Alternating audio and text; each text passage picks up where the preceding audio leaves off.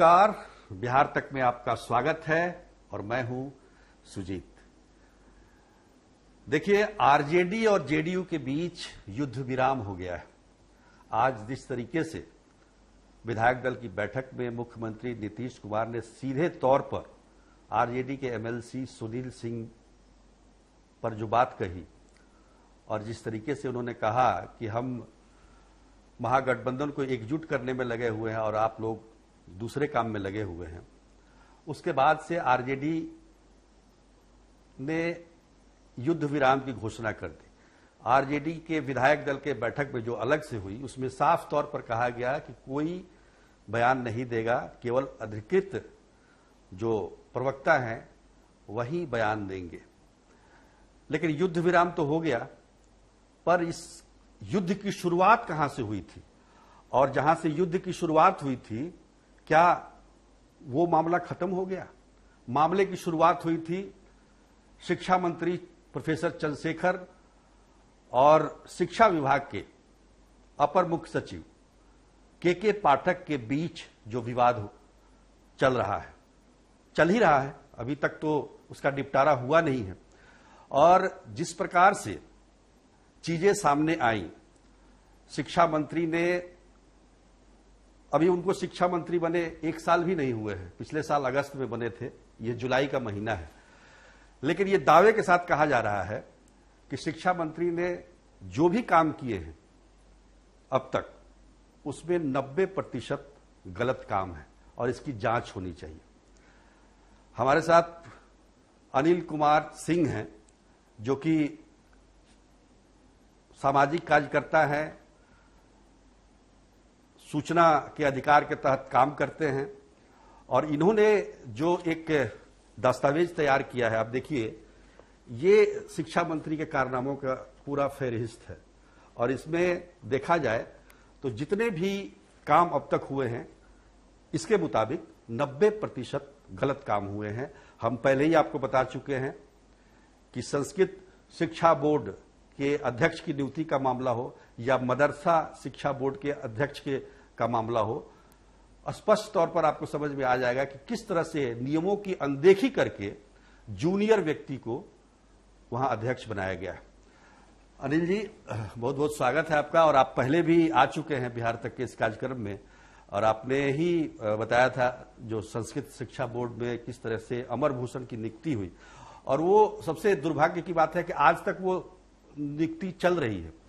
कहने का मतलब कि सरकार की तरफ से इस पर बिल्कुल भी संज्ञान नहीं लिया गया है अभी तक, और ये मामला चल ही रहा था तब तक मदरसा का मामला आ गया, मदरसा शिक्षा बोर्ड का।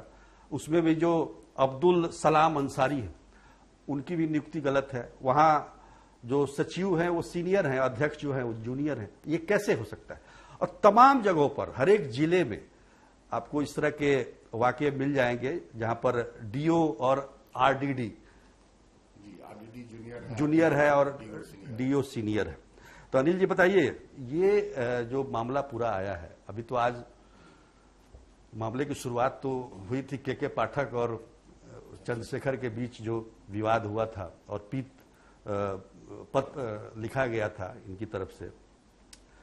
आप अभी जो लेके आए हैं पूरा मामला जो है, क्या है? मतलब ये आपने जो लिखा है, आपने राज्यपाल को भी पत्र लिखा है, मुख्यमंत्री को भी पत्र लिखा है, मुख्य सचिव को भी लिखा है, क्या है इस पूरे इतना मोटा जो आपने दस्तावेज बनाया? देखिए, मैं अनिल कुमार सिंह आरटीआई कार्यकर्ता हूं, सुपौल जिला का हूं और भ्रष्टाचार मुक्त कोसी जागरूकता अभियान का संयोजक हूं। माननीय मंत्री प्रोफेसर चंद्रशेखर जी कोसी प्रमंडल के मधेपुरा जिला से आते हैं और मधेपुरा के विधायक हैं राजद से। अगर ईमानदारी से कहे, कोसी का मेल और पटना में खेल हो रहा है। यह कोसी का मेल और पटना में खेल कैसे है कि माननीय मंत्री भी हमारे कोसी से हैं।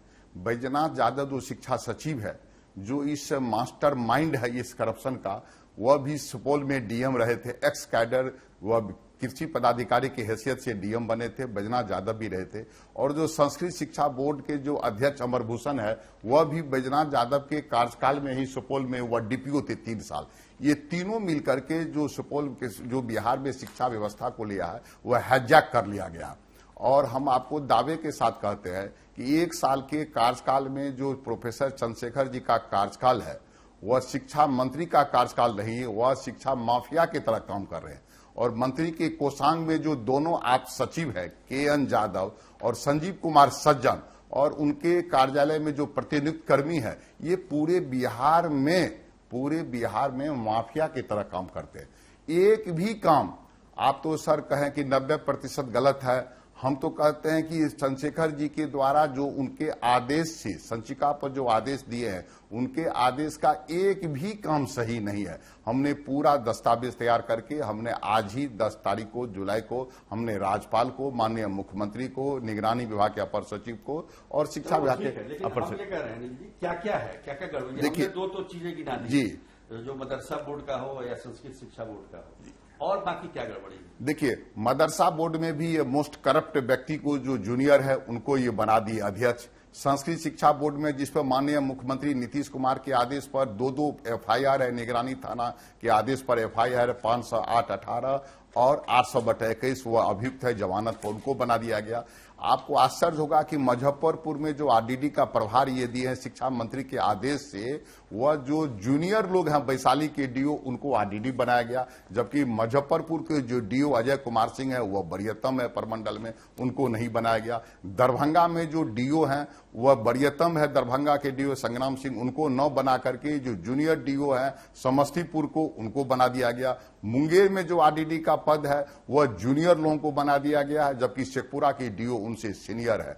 सबसे बड़ी बात है कि स्टूडेंट क्रेडिट कार्ड के जो प्रभारी हैं वह संजय कुमार 2, वह एक्यूज्ड है, वह गमन के राशि के रोहतास में एक्यूज्ड है, और उसको माननीय मंत्री जो पहले से बने हुए थे नसीम अहमद जो ज्वाइंट डायरेक्टर, उनको नवंबर में हटा करके इनको प्रभार दिया गया। और दुर्भाग्य है जब शिक्षा के सचिव ने जांच करके संजय कुमार को हटाने का प्रस्ताव दिया तो वो अभी तक नहीं हटे, जो इनके अधिकार में नहीं है। आपको जानकर आश्चर्य होगा कि हाई स्कूल के शिक्षक के जो निलंबन और विभागीय कार्रवाई होता है निदेशक का होता है, निदेशक माध्यमिक शिक्षा, ये अपने मन से संचिका को अपने पास ले आते हैं, जो सक्षम प्राधिकार नहीं है। ये पद का दुरुपयोग करके जो इनके अधिकार से बाहर का और सक्षम प्राधिकार नहीं रहने के बाद संचिका, एक उदाहरण देंगे कि राजकीय शिक्षक सम्मान से पुरस्कृत एक शिक्षिका है जो माननीय नीतीश कुमार ने 2016 में सम्मानित किया गया था, और उनको जब विभागीय कार्रवाई में आरोप प्रमाणित नहीं हुआ तो ये संचिका को रखे, अपने पास रखे और 4 माह तक संचिका को रखे रहे, और जब समान प्रशासन से उनकी नियुक्ति को वैध आया तो इन्होंने बृहत दंड दिया सरकार के आदेश में। यह पहली घटना है कि कोई माननीय मंत्री शिक्षा विभाग में वह पहली घटना दिए, जो वह सुपौल के बहुजन विश्वेश्वर बालिका उच्च विद्यालय की प्रभारी प्रधानाध्यापक नीतू सिंह का मामला। शिक्षक का अपीलीय प्राधिकार अपर मुख्य सचिव था, सरकार को कोई हस्तक्षेप एक भी काम, ये इतने गलत काम हो रहे हैं, कोई देखने वाला नहीं है, कोई उसको चेक करने वाला नहीं। ये आश्चर्य लगता है कोसी प्रमंडल में लिपिक का डिप्टेशन इनके मंत्री के PA के दस्तखत से होता है। लिपिक का हम तो कहेंगे कि ये मंत्री के सेल के जो मंत्री के जो PA हैं और उनमें जो भी काम है उनके मोबाइल को अगर ट्रैप किया जाए, मोबाइल की जांच कर ली जाए तो पूरे बिहार में यह पता चल जाएगा कि एक भी काम सही नहीं है।